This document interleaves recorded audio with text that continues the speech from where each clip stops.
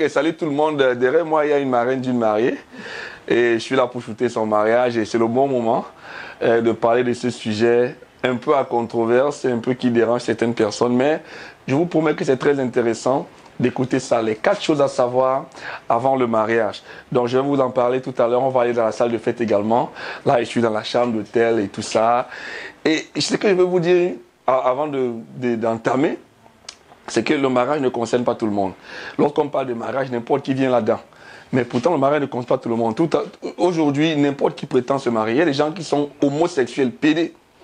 Et ils disent qu'ils veulent se marier. Vous riez, hein? Les gens sont en train de rire. Le mariage, ce n'est pas pour les pédés. Si tu es pédé, ce n'est pas pour toi. Il y a des gens qui sont trop jeunes pour se marier. Tu vois, j'ai une fille qui a 14 ans, un gars qui a 17 ans. Qu'est-ce qu'il fait le mariage? Le mariage, ce n'est pas pour les enfants. Lorsqu'on dit mariage, il y a des gens qui sont d'office disqualifiés. Il y a des gens qui sont trop chiches pour se marier. Trop chiches, il ne peut rien donner à personne. Non? Donc, lorsqu'on dit mariage, ça veut dire qu'on partage quelque chose avec quelqu'un d'autre. Il ne faut pas être chrétien pour savoir que pour se marier, il faut quand même être quelqu'un qui est prêt à partager quelque chose. Alors, si tu es trop chiche, ne te marie pas, reste comme tu es là. Il y a des gens qui sont trop violents pour se marier, trop violents. Parce que quand je te marie, tu deviens une seule et même chair avec une femme. Comme tu ne peux pas te donner un coup de poing à l'œil. Si tu es capable de donner un coup de poing à l'œil d'une femme, je ne sais pas pourquoi te marier. Maintenant, pour terminer, ça choque, ça énerve et tout ça, mais c'est quand même la vérité. Il y a des gens qui sont trop païens pour se marier, trop mondains, trop païens.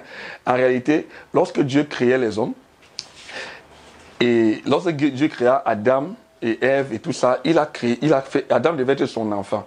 Et selon la Bible, pour être un enfant de Dieu, il faut être né de nouveau. Donc, le mariage ne concerne pas tout le monde.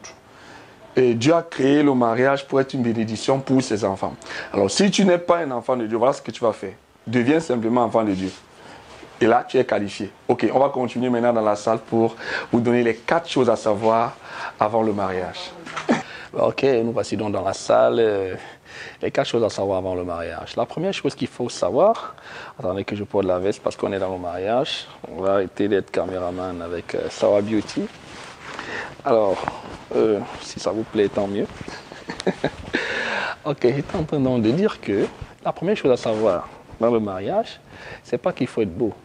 Il faut être chaud, il faut être frais et tout ça. C'est pas qu'il faut avoir une salle et tout. Non, c'est pas ça en fait.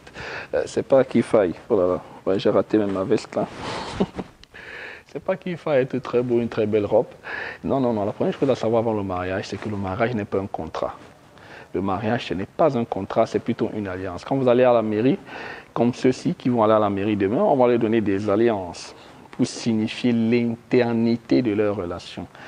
Le mariage, c'est une alliance qu'on ne peut pas rompre. Un contrat a ceci de particulier qu'on peut le rompre. C'est-à-dire, quand tu signes un contrat avec quelqu'un, tu lui dis, OK, si tu ne respectes pas telle clause du contrat, ceci est valide pour une séparation ou un divorce.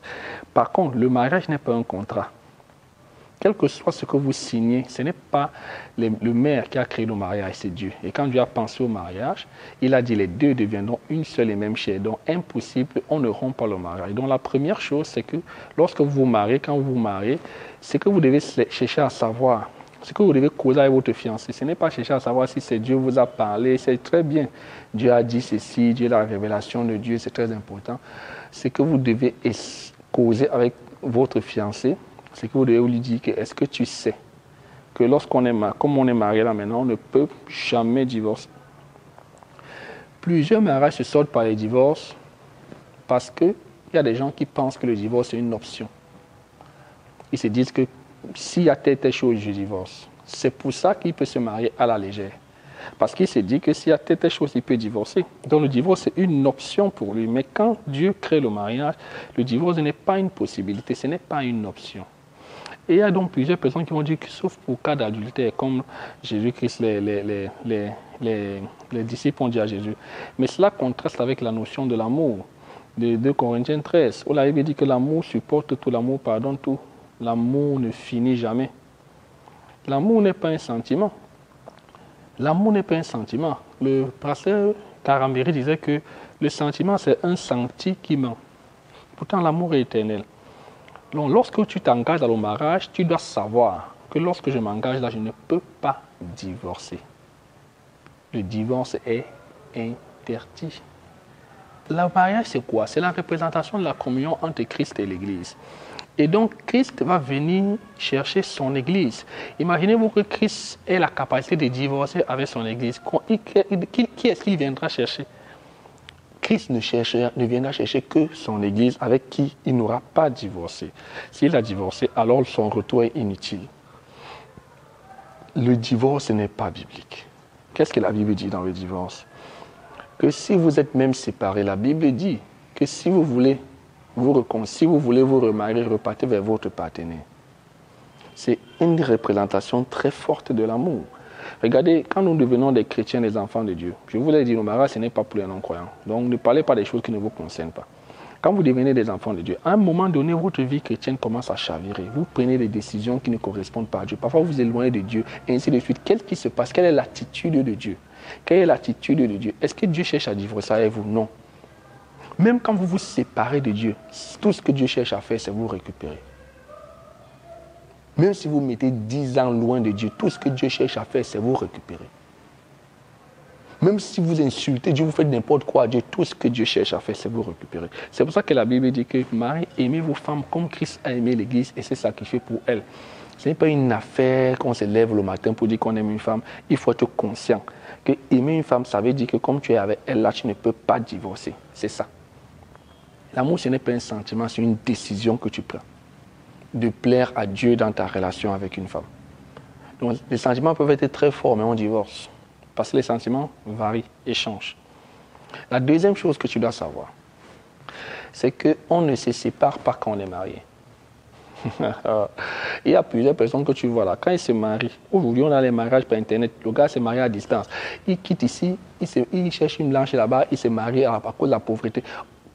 C'est-à-dire que le mariage commence d'abord par la séparation.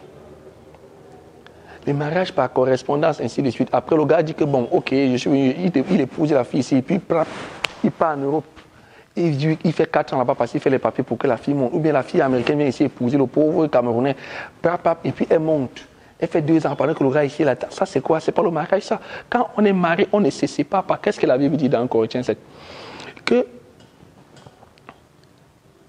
ne vous séparez que pour peu de temps afin de vaquer à la prière et ensuite retourner ensemble de peur d'être la proie de Satan. Quand tu es marié, la deuxième chose à savoir, c'est que lorsque tu es marié, tu ne dois pas te séparer de ton épouse. Il faut arrêter la qualité des relations des années 2000, là, de 2015, de 2020, là, où quelqu'un se marie ici, après il va chercher les papiers en Europe. On ne se sépare pas de sa femme. Regardez Christ. Quand Christ était avec l'Église, il était sur la terre, il a dit, ok, je m'en vais au Père. Et puis il dit que ne vous inquiétez pas. Je vous enverrai le Saint-Esprit.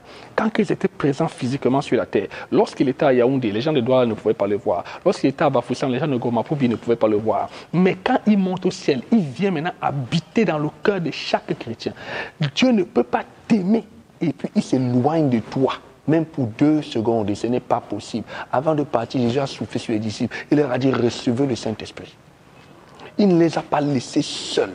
Il y a beaucoup de personnes aujourd'hui qui disent qu'ils sont mariés. Il est marié, mais il est trop facile pour lui d'abandonner sa femme pendant 3, 4, 5 mois sous prétexte qu'il part chercher l'argent. C'est impossible, ça ne se conçoit pas dans l'amour. Vous ne pouvez pas abandonner votre femme parce que peut-être que vous partez chercher l'argent, vous faites 6 mois, 5 mois dehors. Je vais vous dire quelque chose. La Bible dit que le mariage, c'est pour les incontinents. Lorsque tu comprends que tu ne peux plus rester célibataire, c'est-à-dire que tu ne peux plus supporter seul, tu es incontinent physiologiquement, tu as besoin de consommer le rapport sexuel régulièrement. Voilà pourquoi tu es astreint au mariage. Le mariage, c'est pour les gens incontinents. Il y a une différence entre impudique et incontinent. Quelqu'un qui est impudique, c'est quelqu'un qui a la propension et qui a la résolution à coucher avec tout ce qui bouge, fût-il marié ou célibataire. Mais quelqu'un qui est incontinent, c'est quelqu'un qui refuse de continuer d'être seul dans la fidélité avec Dieu. Ça, c'est quelqu'un qui est incontinent. Alors, maintenant, celui qui est donc incontinent, la Bible dit que si tu es incontinent, marie-toi. Imagine-toi donc que toi, l'incontinent, tu t'es marié. Tu t'es marié parce que tu étais incontinent. Lorsque tu es célibataire, qu'est-ce que Dieu dit? Fuyez l'impudicité. Quelque péché que vous fassiez, ce péché-là est hors de vous, mais l'impudicité, si vous commettez, vous péchez avec votre propre corps. Fuyez l'impudicité. Mais aux hommes mariés, ce n'est pas ce que Dieu dit. Parce que Dieu, quand tu te maries, tu perds ta capacité de résistance par la fuite. à l'impudicité parce que Dieu te donne autre chose. Il te donne la capacité de réussir à l'impudicité par la fidélité à ta femme. C'est par la fidélité à ta femme que tu réussis à fuir l'impudicité. Maintenant, si ta femme n'est donc pas là, tu t'es marié parce que tu étais incontinent. C'est Dieu qui dit que tu es incontinent, marie-toi. Tu t'es marié parce que tu étais incontinent. Ta femme n'est donc pas là. Qu'est-ce qui va se passer? Tu ne vas pas tenir. La Bible dit que séparez-vous pour peu de temps. Les gens m'ont posé la question. Peu de temps, ça correspond à combien de temps? Peu de temps, ça correspond au temps de la prière. Puis on a bien dit que peu de temps, afin de vaquer à la prière. Ensuite, mettez-vous ensemble. Cela suppose que la relation avec Dieu, ce n'est pas une affaire qu'on partage. Même quand tu es marié, tu continues à avoir ta relation avec Dieu. Donc, tu as ta relation avec Dieu, ta femme a sa relation avec Dieu. Donc, la Bible dit que pour vaquer à la prière, ça veut dire quoi? Si tu es capable de tenir un mois dans une retraite spirituelle, ça veut dire que tu peux faire un mois sans ta femme, sans la tromper. Si tu es capable de tenir 2 mois dans une retraite spirituelle, ça veut dire que tu es capable de faire 2 mois sans ta femme, sans la tromper. Mais si tu n'es pas capable de faire 3 jours dans une retraite spirituelle, tu ne peux pas faire 3 jours sans ta femme, sans la tromper. Donc, séparez-vous pour peu de temps afin de vaquer à la prière. Le travail ne doit pas être un prétexte pour te séparer de ta femme. La recherche de l'argent ne doit pas être un prétexte pour te séparer. Ça, c'est la deuxième chose qu'il faut que tu saches. Quand tu es marié, on ne se sépare pas. Regarde, mariage, ça veut dire quoi? Regarde, par exemple, l'habit que j'ai porté. J'ai marié les couleurs. Ça veut dire que les couleurs sont ensemble. Il y a des gens qui n'aiment pas marcher avec leurs femmes. Ils n'aiment même pas causer avec leur femme. Si tu étais donc marié, pourquoi? Il fallait rester célibataire comme moi. Si tu ne voulais pas causer avec ta femme, il fallait rester comme moi. Il y a des gens qui n'aiment pas aller au marché, alors ne rêvent même pas. Ne parlent même pas alors de préparer la nourriture, alors même c'est même diabolique même pour lui. Il dit qu'il est africain, il est bantou. Il y a des gens qui n'aiment rien faire avec leur femme, même nos rapports sexuels, parfois ça les dépasse. Il y a des gens que bon, ce n'est que ça qu'ils savent faire. Mais il y a des gens que même ça les dépasse, ils peuvent aller faire dehors. Je dis que lorsque tu es marié, tu es avec ta femme. Les apôtres faisaient comment? Les patriarches faisaient comment? Hein? Vous croyez qu'Abraham était... Dieu n'a pas parlé à Sarah. Hein? Dieu a dit qu'à Abraham, lève-toi, va dans le pays que je te montrerai là-bas, je te donnerai ceci, cela. Mais Abraham n'a pas dit que non, comme Dieu m'a parlé, je pars seul. Là, quelqu'un dit que Dieu m'a parlé, Dieu m'a dit de voyager. Il part seul, il laisse sa femme derrière. Abraham n'a pas réfléchi comme ça. L'apôtre Paul qui disait aux disciples que moi aussi je pourrais amener femmes et enfants dans le ministère comme le font les autres apôtres parce que ces gars étaient spirituels et ne voyageaient pas sans leurs femmes. La spiritualité d'aujourd'hui qui fait en sorte que vous êtes tellement spirituel au point de laisser votre femme pendant 2 mois sous peut-être que vous cherchez le travail, vous allez prier Dieu, vous allez faire l'œuvre de Dieu, c'est pas normal. On ne se sépare pas quand on est marié. Et il y a plusieurs personnes qui se marient et qui veulent encore marcher seules. Restez célibataires, restez comme moi. Si vous voulez encore faire vos choses seuls, ne vous mariez pas. Il y a des gens qui aiment leur liberté, ils aiment que leur femme leur fiche un peu la paix. Si vous êtes comme ça, restez célibataire, c'est mieux. La troisième chose qu'il faut savoir avant le mariage, c'est que le patrimoine familial, c'est les biens de l'homme. Il y a plusieurs hommes aujourd'hui qui sont des gigolos nés. C'est-à-dire, pour lui, pour s'en sortir, il faut qu'il épouse une vieille blanche, ou alors il cherche une femme qui a un CV, qui a un travail, ainsi de suite. Et lui-même, il ne faut rien. La troisième chose à savoir dans le mariage, avant de se marier, c'est qu'il faut que tu saches que le patrimoine familial, c'est les biens de l'homme. Ça ne veut pas dire que tu ne peux pas épouser une femme qui a plus de moyens que toi. Donc, le patrimoine familial, c'est les biens de l'homme. Si donc une femme gagne 500 000, toi tu gagnes 300 000, qu'est-ce que tu fais? Elle descend à ton niveau de vie. C'est-à-dire que si elle avait l'habitude de partir faire les vacances en France, elle arrête cette histoire des vacances en France parce que c'est avec 200 000 que vous allez désormais vivre. Si toi, il y a plusieurs filles comme ça qui disent que non, il faut qu'elle travaille avant de se marier parce que son mari va la mépriser si elle n'a pas un boulot. Et je te dis que n'aie pas peur, maman. Si un homme te méprise dans un foyer parce que tu n'as pas de boulot, ce n'est pas parce que tu n'as pas de boulot qu'il te méprise. Il te méprise parce qu'il ne t'aime pas. Parce que toi, là, il y a la prostituée qui est dehors, à qui il donne son argent plus beaucoup que toi. Il ne lui dit pas qu'est-ce que tu as apporté chez moi. Si un homme te dit que tu as apporté quoi ici, c'est qu'il ne t'aime pas. Si un homme t'aime, il ne va pas te dire ça. Puis s'il y a les prostituées à qui il donne l'argent, il ne se soucie pas de ce qu'elles ont apporté chez lui. Donc une femme n'a pas besoin de travailler, ce n'est pas une condition pour se marier. Le patrimoine familial, c'est les biens de l'homme. C'est-à-dire que quand je dis travailler, c'est-à-dire apporter la ressource financière. C'est ton argent, c'est avec ton argent qu'on doit vivre. Si tu gagnes 500 000, si tu gagnes 200 000, c'est avec tes 200 000 que tu dois vivre. Il y a plusieurs personnes, regardez cette salle. Ils gagnent 100 000, mais veulent faire un mariage comme, dans une salle comme celle-ci qui coûte 1 million. Ce n'est pas possible. Si tu gagnes 100 000 au mois, pourquoi tu peux organiser un mariage qui coûte 1 million? C'est pour ça que tu vas rester célibataire. Parce que tu es là, tu tournes.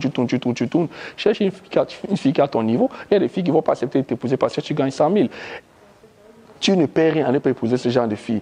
Prends les filles qui sont à ton niveau parce que le patrimoine familial, ce sont des 100 000. Ce n'est pas l'argent de la femme. C'est toi l'homme, c'est toi l'autorité. L'autorité, c'est pas seulement pour parler fort le matin.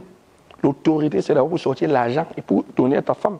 Donc, si tu ne sais pas ça, tu dois savoir que la troisième chose que tu dois savoir, c'est que le patrimoine familial, c'est les biens de l'homme. Tu es l'autorité. Et tu es l'autorité sur toute chose. Il n'y a aucune charge qui incombe à la femme en tant qu'autorité, en premier chef dans le mariage.